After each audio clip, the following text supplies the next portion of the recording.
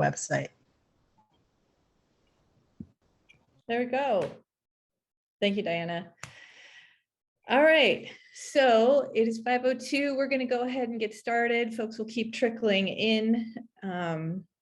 My name is Shiloh Ballard. I get to run the Bike Coalition, and I will be the one doing a lot of talking tonight. We're going to try to structure things so that you're not listening to me too much. And so, as I mentioned before, well, I'll just say good evening, and thanks for joining us. I also, before I get started, I wanted to thank Silicon Valley Clean Energy for supporting SVBC and this particular forum. They are a really wonderful partner and an organization doing great work out there to make sure that our planet can continue to breathe, and particular breathe in a way that allows us to continue to live here on Earth. So thanks to Silicon Valley Clean Energy. And I think, oh, go ahead. Oh yeah, I saw I had a spotlight, so I think I have a couple minutes just to talk about some high level items that we have and wanted to share with this group here. So if Silicon Valley Clean Energy is the not-for-profit community energy agency for the majority of Santa Clara County, 13 communities in Santa Clara County, and our mission is to fight climate change locally by providing clean energy at affordable and reliable rates and for reliable energy service. And we have that. We're providing carbon-free electricity for all of our customers. And so on top of that, we also have programs to help customers switch from gas at home and on the road to all electric or other ways to help with that. And so one of them is if you get a rebate for a heat pump water heater up to $3,500 if you're a customer of SVCE, to really help reduce your home's carbon emissions. A water heater isn't the most exciting thing, but it makes a really big impact if you switch from gas to electric efficient heat pump water heater. And there's other resources available to help customers look at going all electric at home and on the road. So for any distances that extends beyond the bike ride that you may need to use a car for, we're helping customers go all electric in cars as well. And yeah, thank you so much for having Silicon Valley Clean Energy here today, and we're happy to support this great organization and this great forum today too. Awesome. Thanks so much, Colleen, and thanks again to Silicon Valley Clean Energy. So I'm going to go ahead and launch in. Today, we're going to be going over the strategic plan. And as I mentioned before, it's a lot to digest. So we're going to try to break things up to field questions that we hope that you'll be dropping in the chat as you're hearing me talk. Diana and Heather on the SVBC team are going to relay those questions. And then we've got two of our board members here with us, Andrew Hsu and Jennifer Fearman, who will help field those questions. So again, hopefully it'll help break things up and you won't be listening to me the entire time. Again, my name is Shiloh Ballard. I run the Bike Coalition. And let's go ahead and jump right in. Thanks, Sandhya. And let me adjust my screen here. There we go. All right. So as I was thinking about today's conversation, I was trying to think about what part of the bike you all are. You are our wonderful volunteers. You are the Biketivists. You are the folks that push our city councils and public agencies to plan, fund, and build safe streets.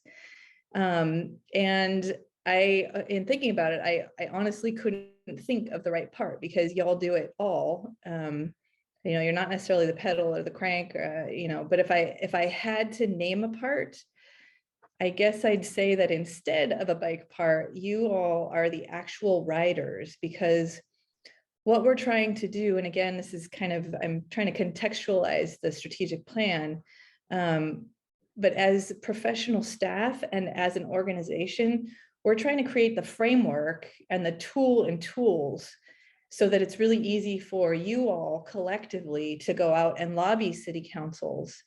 So you're not necessarily the pedals or the cranks or the handlebars or the frame, but you're the folks on the bike actually making the tool work.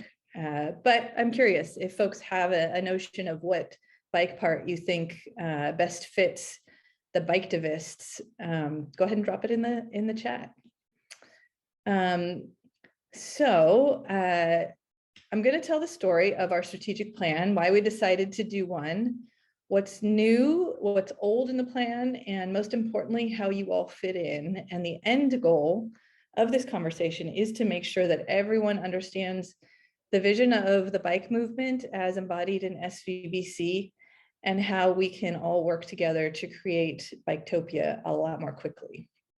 So once upon a time, actually, in 1975, there was a wonderful ragtag group of dedicated volunteers who came together under the guise of environmentalism and traffic congestion, alleviating traffic congestion, to promote the use of the bike.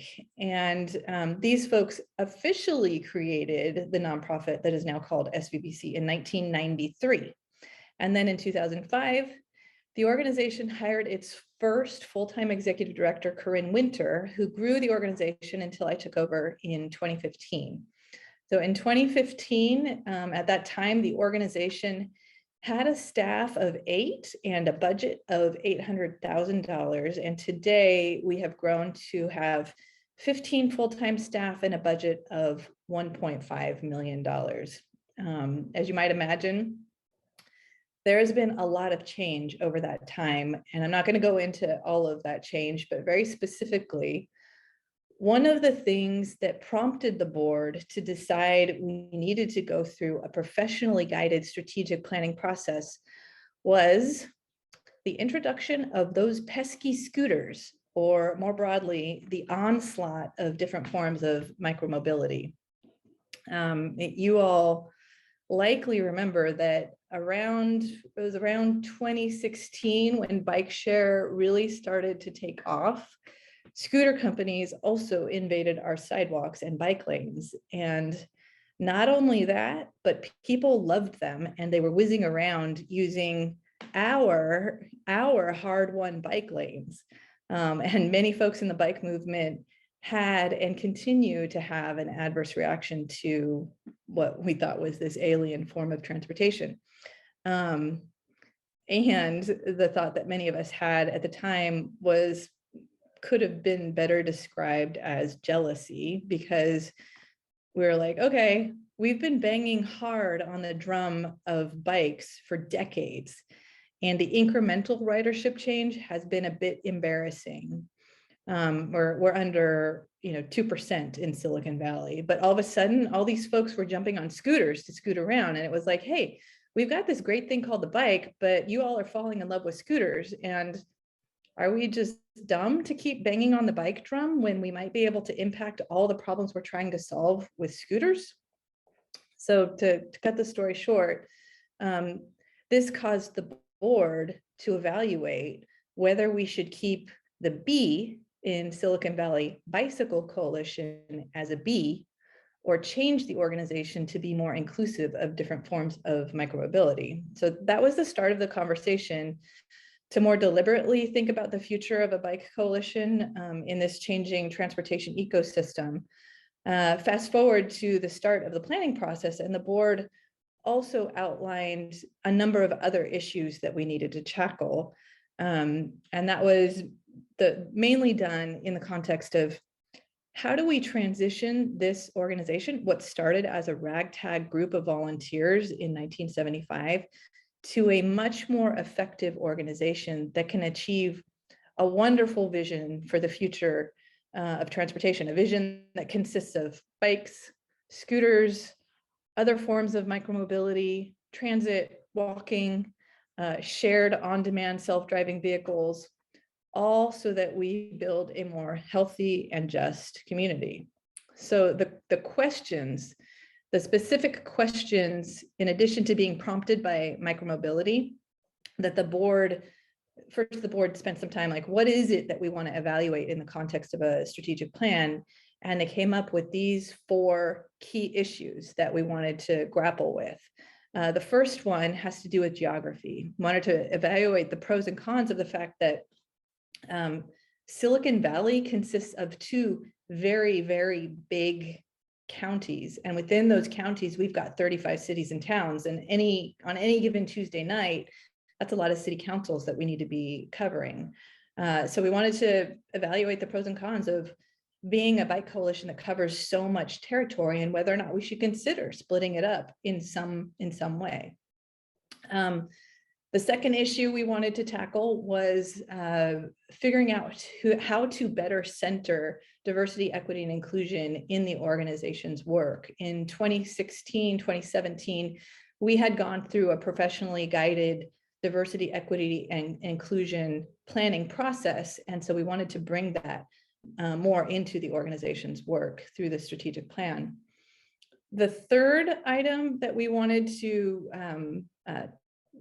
discuss and vet is the fact that we're the Silicon Valley Bicycle Coalition, and Silicon Valley is where we like to think of ourselves as the center of the tech universe. And so given that we are proximate to all these technology companies that are now developing technologies that impact transportation, should we not, as the Silicon Valley Bicycle Coalition, have a greater role in helping these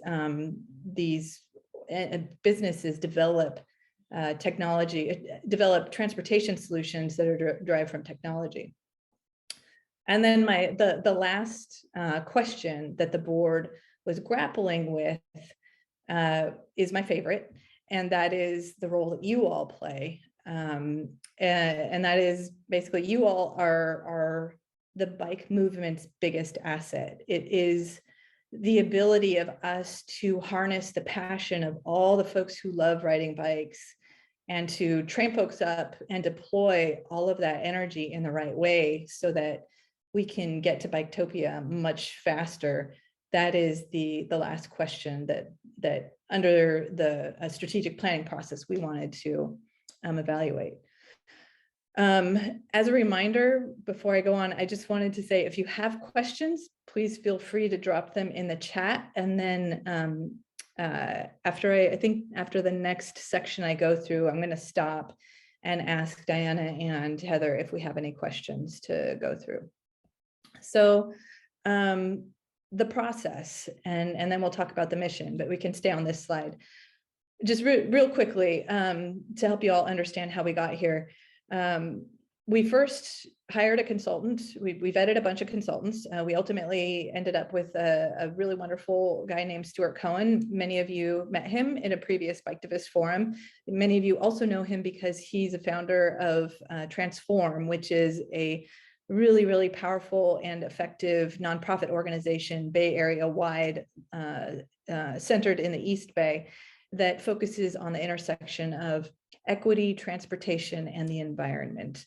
So we hired Stuart, and with the board outlined a process that involved gathering information on what are the organization's strengths, weaknesses, and vision for the future.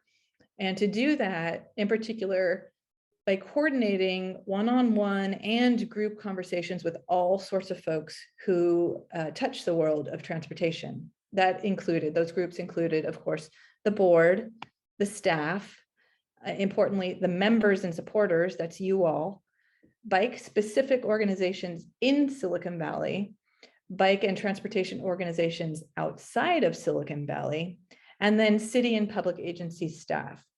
So you all likely recall that we had a Biketivist forum where Stuart, the consultant, came and talked about the strategic plan as we were developing it. And then we all broke up into Zoom rooms to discuss several of the questions that I just went over. And that was just one of many ways that we were reaching out to the community to gather feedback on our strategic plan. We then took all that, we mushed it together, and now today I'm going to go over the results in the strategic plan. So I want to stop there and ask Diana and Heather if there are any questions so far in the chat that we should field. No questions at the moment.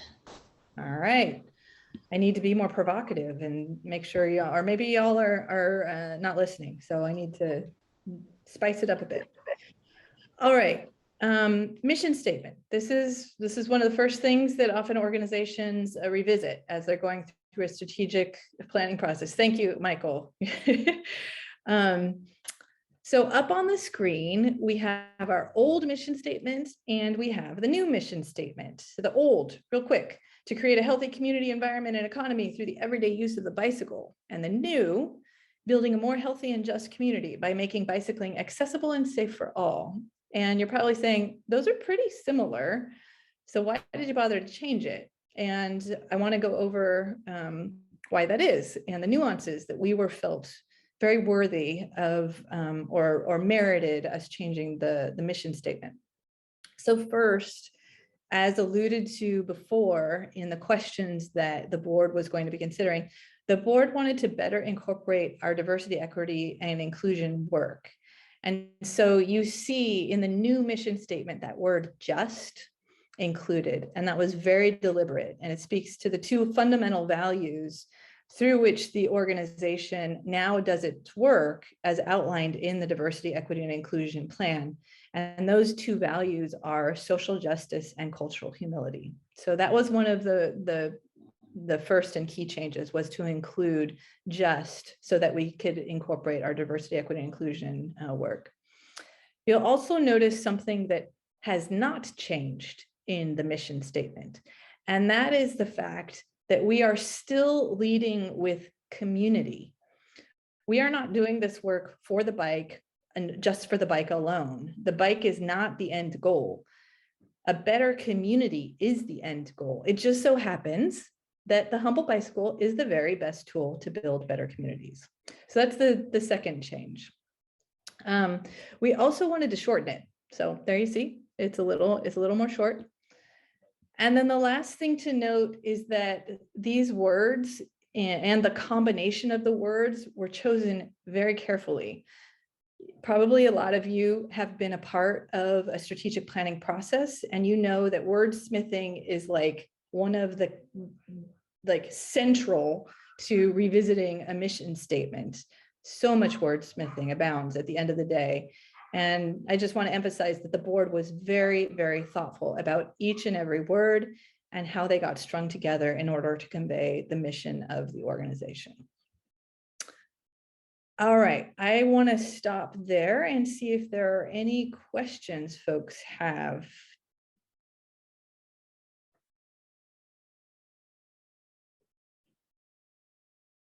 I'm not hearing any. No questions, but there are some pre-prepared questions. Thus far, you've done an excellent job of explaining things and no one has a question. All right. Okay, I'm going to go on then. Thank you, Diana. All right, so we're going to go on to the meat of the plan. So first and foremost, there are several things that stayed the same, some things that were added in, and some things we wanted to emphasize. I'm going to go through them first, starting with what stayed the same. And that is one of the frameworks that we look at this through, and that's what we call the 3 C's. In everything we do, we are trying to break down the key barriers to riding a bike, and those barriers can be summarized in these 3 C's: culture, convenience, and concern. This hasn't changed. All our programs and our advocacy should be linked to breaking down these barriers as a guide to whether we're being effective, because we know these are the top barriers. The second thing that hasn't changed, and you can go to the next slide, is the framework we use around people and places. So we still use this people and places framework. People refers to the culture. How do we create a culture through programs that normalizes riding a bike? This is the behavior change stuff. And then places of the people and places refers to the built environment, bike lanes, streetscapes, the pieces of our communities that cause us concern and lead to convenience. So this part hasn't changed, people and places.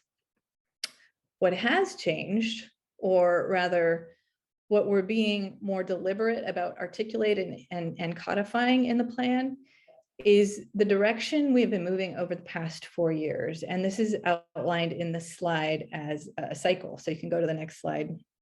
This is my beautiful PowerPoint, like you can see my beautiful design skills here in this cycle that I put together on this slide.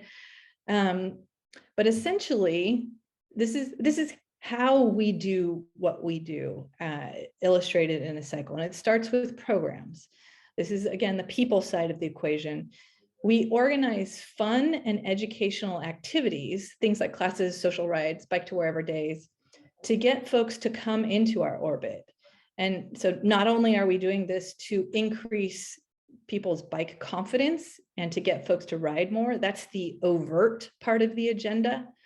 What we're also doing as an advocacy organization is we're using these programs, we're using fun as a magnet to attract folks to then convince them to get involved in advocacy, which then leads to the next phase of the cycle. So essentially, we're like, hey, come out on this fun bike ride where we're going to ride to the Rose Garden, or we're going to ride to get boba.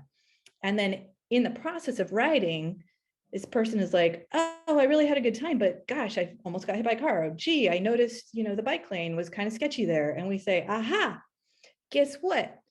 We want you to get involved in our local teams. And that's the next part of the cycle, which is what we call pedal power.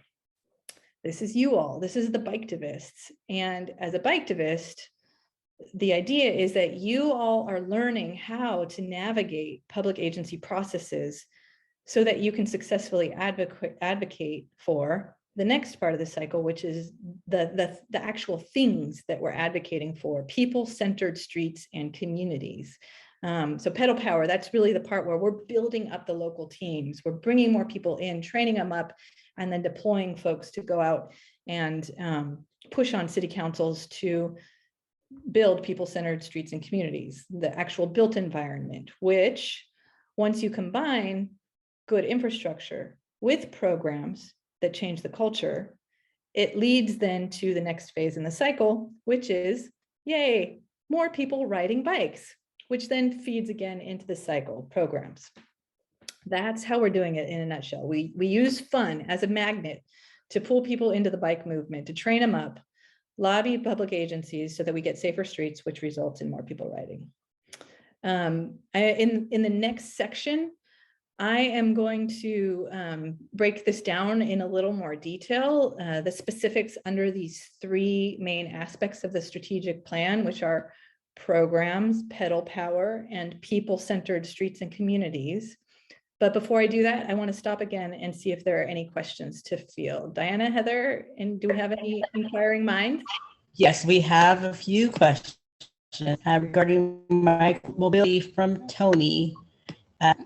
Question, he elaborated on it a little bit. Micromobility, to what extent is it part of the strategy? And how much energy would SVBC put into non-bicycle micromobility? Interesting question. I'm going to ask Andrew and Jennifer if they want to take a stab at this, and I can chime in too.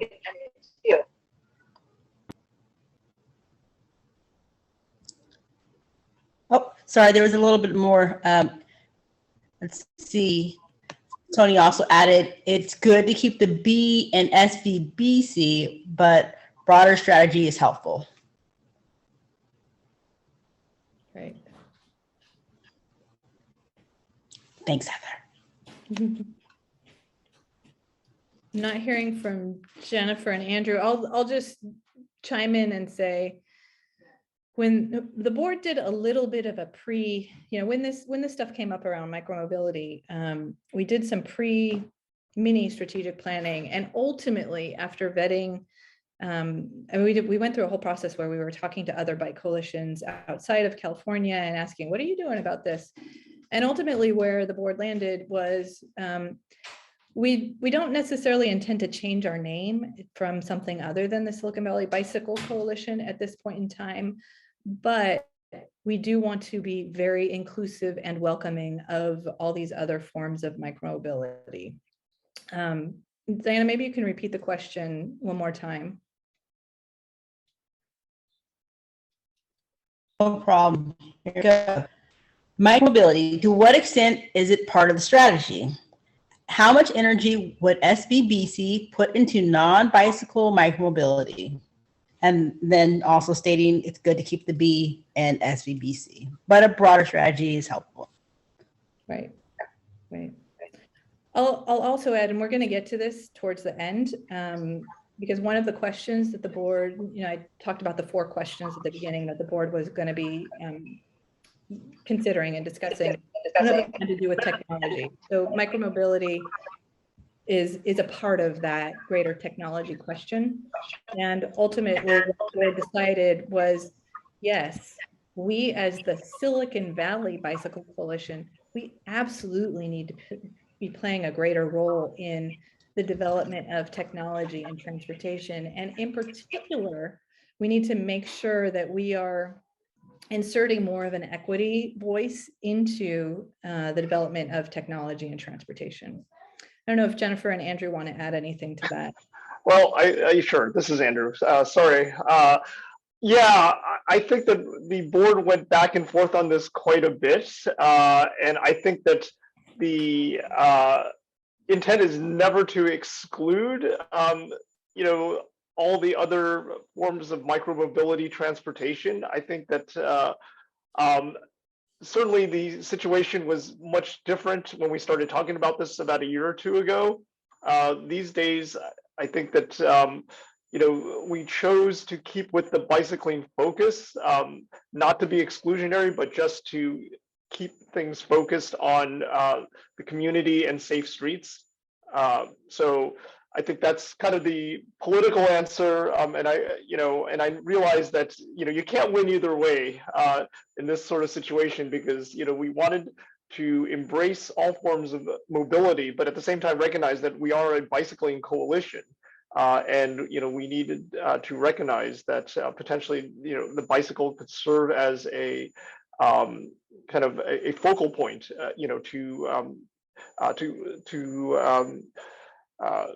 sort of execute the rest of the mission statement that we were focused on, which is building better communities. Great. Thanks, Andrew. All right. Were there any other questions, or should I move on to the meat of the plan? Yes. There's some more questions. Yes. Heather, go ahead and if you could read one, and I'll grab the other one just so we get a change in the voice. Sure. There were a couple of questions about the metrics that will be kind of measured or used to measure the success of this strategy. Yeah, and we're getting a little bit of feedback there. So if everybody could mute. I'm going to say at the very end, we will answer that question. So instead of, that's we would spoil the ending if I talked about that now, I guess. All right. Another question that isn't metrics related, because there were 3 that were regarding metrics. The question is, why was the environment and economy dropped? And that's from Giuliano. Yep. Thank you. I'm looking at our mission statement carefully. Essentially, we thought that by using these words, the words that we chose, we're still incorporating those elements. So environment is there in healthy, and economy and environment are included in the words healthy and just, essentially. All right, that's it for questions. We'll keep the metrics question to the end. Awesome. Okay. All righty. So again, there were 3 aspects of the plan, and they are programs, pedal power, and people-centered streets and communities. And they are all intended to work as a cycle, starting with the programs, feeding and building on the next, and overall growing the strength of the bike movement while increasing the number of people riding. So I'm going to go through each of those, programs, pedal power, and people-centered communities, so that you understand the types of activities that we intend to focus on within these 3 categories. And I want to just highlight the importance of this, because there's no shortage of the good ideas out there that we should be working on. And we all have to identify what the activities that we should be working on that give us the biggest bang for the buck. And we have to keep focused on them. We need to be solid on that and all pedal in the same direction. So programs, you can see here, it's broken down into 3 main categories: fun, education, and service. They're pretty self-explanatory, and I think a lot of you are familiar with our program work. Under fun, we use things like Bike to Wherever Day, social rides, open streets programs, and support for other organizations doing fun things to attract a wide variety of people, to convince people to try throwing a leg over a bike. That's the fun part. Classes and education, I think, is self-explanatory. And then service is an interesting bucket that's a little more flexible. It has always included our bike parking service. And more recently, we started doing the seedling delivery program, farm box delivery, called Eastside Connect, which I think a lot of you are familiar with. The key to our programs, though, is that we're looking for things that attract a wide swath of users, in particular, attract a wide swath of users from demographics that are underrepresented in the bike riding community, programs that help build the bike movement and bring lots of people, new people into it, and then target geographies that are most in need of our support and couldn't, but for our support, make progress. So that in a nutshell summarizes the program work. Any questions on the program work, Diana and Heather? All right. Okay, moving on to the second aspect is pedal power. And this is the part that is all about you. So ultimately, if you ask yourselves, why would the mayor of San Jose return our phone call? Where does the Bike Coalition derive its power? Where does a nonprofit like ours derive its power? The answer is you all. It is the collective power of people like you coming together in local teams. You are it. You are what makes this organization powerful. So we are focused on growing the number of people like you coming in, training them up and deploying them through the local team model. The other activities you'll see there on the slide that fall under pedal power include, once you all come in, it's about training, making sure you know how to navigate a public agency process. And that's through things like the monthly Biketivist forums. It's also solidifying and building relationships with key elected officials and staff so that they return our phone calls. Third here is working with and for people that have been historically overlooked. And then finally, and this one I want to just go into a little more detail, we see ourselves as an organization whose job it is to seed and support the ability of other organizations to do lots of great bikey things. And all of those things under pedal power, all of those activities relates to the geography question, which I touched on at the very beginning. Because the reality is Santa Clara and San Mateo counties are huge. Again, 35 cities and towns.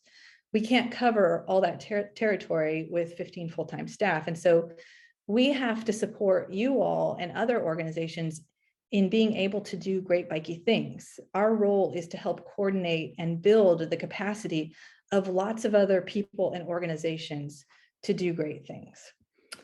So I am going to stop there and ask, do we have any questions on the pedal power aspect of the strategic plan?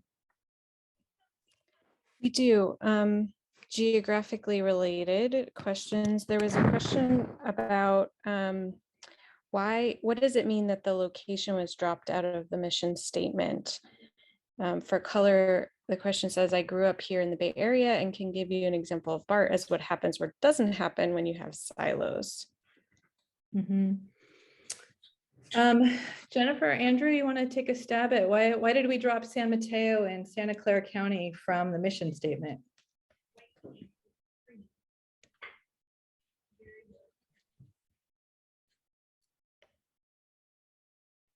Sorry, I'm having trouble with my buttons. Andrew, you're... No, go ahead. Oh, I mean, I think in general, like, the theme of the mission statement has been to, kind of focus more on what we're doing. And I think it's, kind of understood that SVBC serves, Santa Clara and San Mateo counties. So I think it's just to put a focus more on the things that we're doing. And I'm curious to know, like, in terms of the impacts of removing the location, like, what do you think the implications of that are? Yeah, I think that's exactly right. And I'm going to. Yeah, I think the name, our name is already Silicon Valley Bicycle Coalition, number one. And I think that it was possibly seen as a little bit redundant, and to leave that, I mean, yeah, and then also Jennifer's statement about the mission statement is focused on what we want to do, mostly, Yeah. and to keep it focused on that. Yeah. Yep. Other questions? Yeah, somewhat related. Can you talk a little bit about the decision to keep both counties? There was a thought of separating out since it's so large. Yeah. Jennifer and Andrew, this was a big this was a big discussion point. Do you want to take a stab at this? I think, as I recall, the decision was that if we truly embrace the coalition aspect, the issues, the ability to, I guess, band together was seen as much more beneficial than than trying to split the organization into two, over two counties. I think that was the short conclusion out that. And also, I think we kind of related to the commonality in the challenges that both counties faced as another element. So.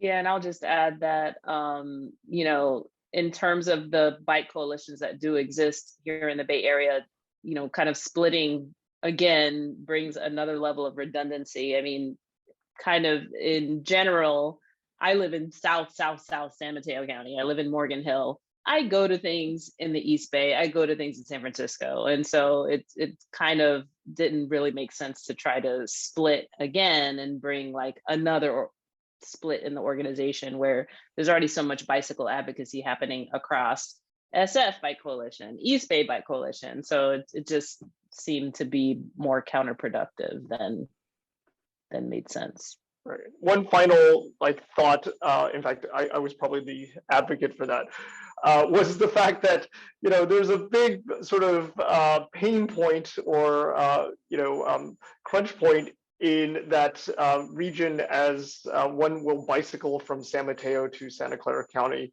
And why make that division even more pronounced by having two separate organizations that would effectively just say, well, we're only going to deal with San Mateo County and then end any advocacy right up until that county line. So I think that was another key influencer in making sure that we kind of embraced having both counties within the organization.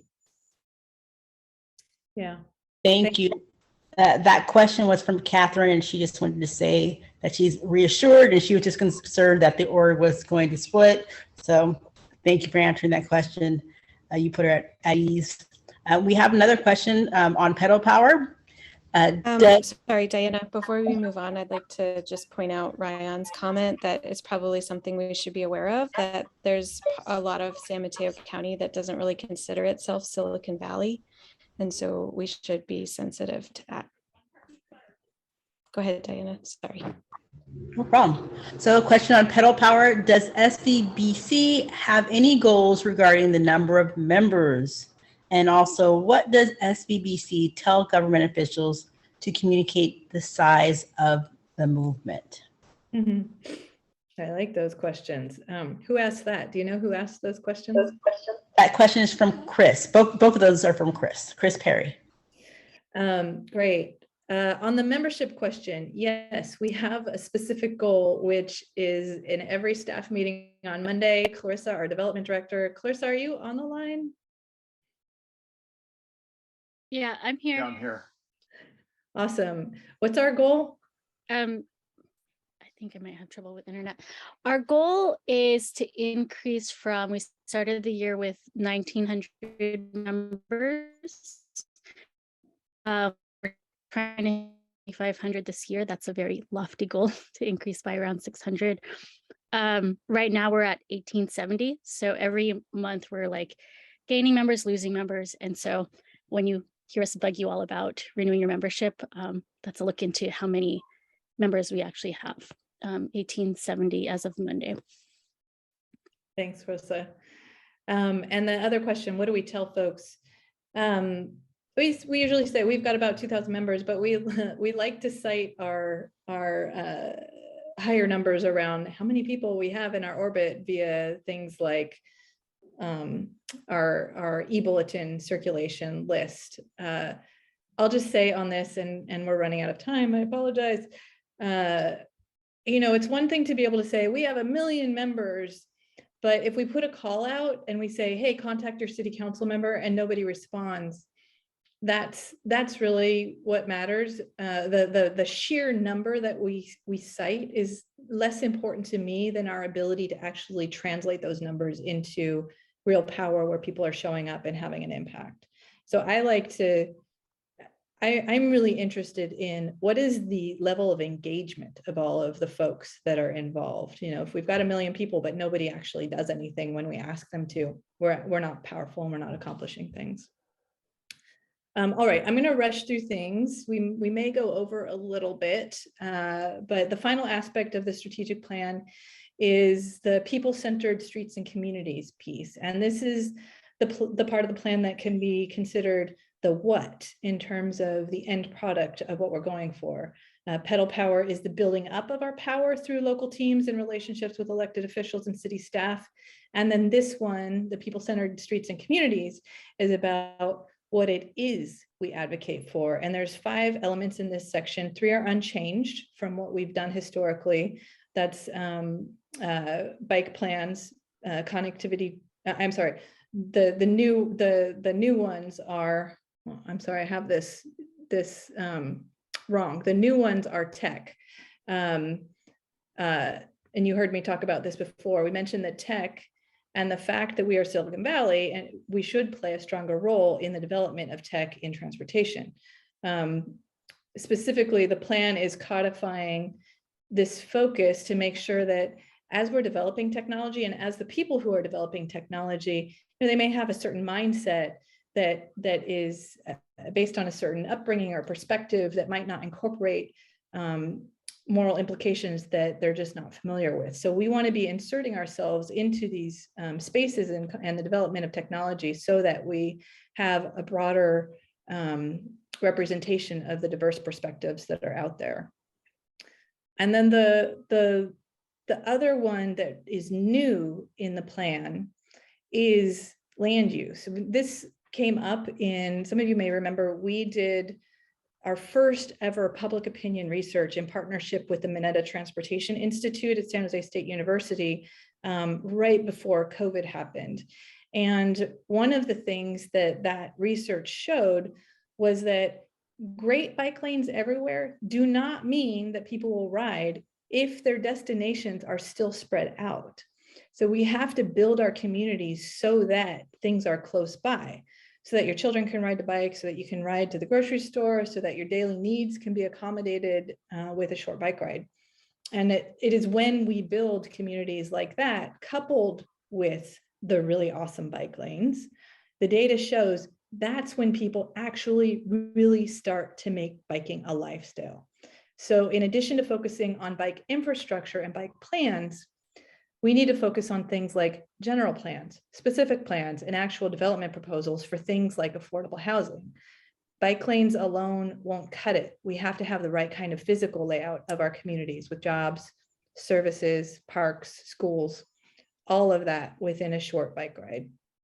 So specifically under this, we focus on continuing to work on bike plans, networks that are connected, and entire corridors like El Camino Real, a better trail system, and in particular, making sure our existing trail systems are wonderful experiences, equity in transportation, and then land use and housing.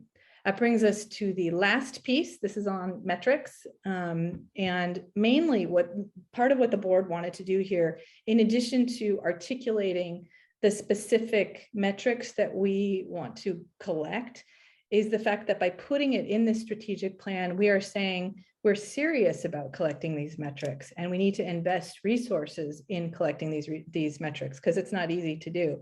And so those metrics are ridership, safety, public attitudes towards biking, and miles of infrastructure. I was rushing through that last part because we want to get to Cisco's presentation.